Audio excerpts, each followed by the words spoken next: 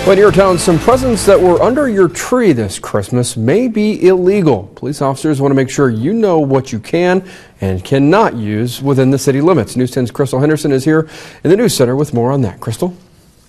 If you got that Red Ryder BB gun you asked Santa for, you'll have to wait until you're outside city limits to use it. And it's not just toy guns that aren't allowed. Using any kind of weapon in town could have you facing criminal charges. Is it real or a fake? It's even hard for officers to tell. It appears to be a semi-automatic handgun. It, in fact, is a pellet gun. Even if it's an imitation, it may be mistaken for the real thing. And at that point, police will have you collared and cuffed.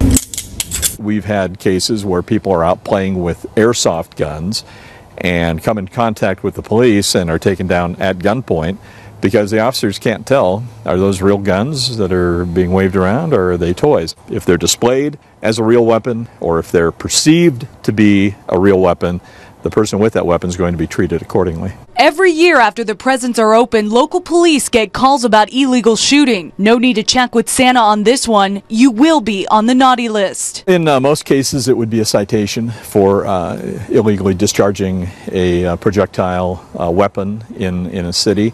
However, if through the use of the weapon someone is injured, you could be charged with far more serious crimes, reckless endangering, assaults, and things along those lines. Whether you meant to hurt somebody or not, you still could face some pretty serious charges. Slingshots and bow and arrows also not allowed. If something shoots a projectile out of it, it cannot be used in the city limits of most cities.